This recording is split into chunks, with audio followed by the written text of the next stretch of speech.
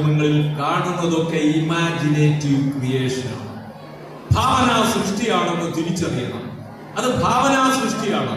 ഒരാളിന്റെ ഭാവനയിൽ, നല്ല മനസ്സുള്ള ആളിന്റെ ഭാവനയിലാണ് അത് ഉണ്ടാകുന്നതെങ്കിൽ നല്ല സൃഷ്ടിയാകും, അല്ലെങ്കിൽ വികലമായ സൃഷ്ടിയാവും. ആ കണ്ടിരിക്കുന്ന നമ്മളൊക്കെ, നിങ്ങൾ ഓരോരുത്തരും ആ കഥാപാത്രവുമായി ഇഴുകിച്ചേരും.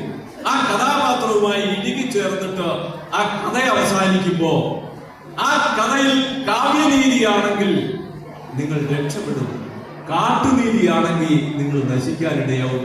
എന്താ കാവ്യനീതി കാട്ടുനീതി എന്ന് നിങ്ങൾക്ക് അറിയാമോ? കാവ്യനീതി എന്ന് പറഞ്ഞാൽ ഏതെങ്കിലും ഒരു കഥയിലെ കഥാപാത്രത്തിന് എന്ത് വരണമെന്ന് നിങ്ങൾ ആഗ്രഹിക്കുന്നുവോ അത് വരുമ്പോ അത് കാവ്യനീതി.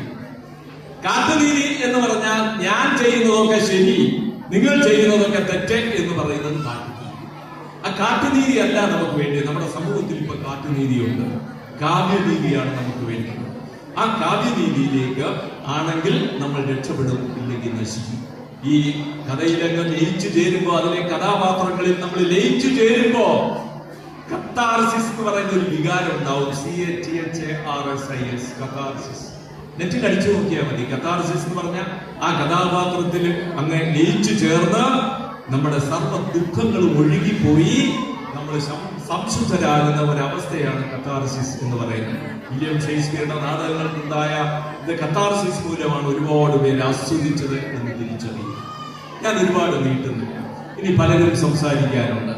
അതുകൊണ്ട് നിങ്ങൾ രക്ഷിതാക്കളോട് ഒരു വാക്കുകൂടി പറഞ്ഞ് അവസാനിക്കും. രക്ഷിതാക്കൾ ഓർക്കേണ്ട ആദ്യത്തെ പാഠം, ഓരോ ശിശുരോദനത്തിലും കേൾപ്പു ഞാൻ ഒരു കോടി ഈശ്വര വിലാപം. നാളെ ഓർത്തോണം. ഓരോ ശിശുരോദനത്തിലും കേൾപ്പു ഞാൻ ഒരു കോടി ഈശ്വര വിലാപം.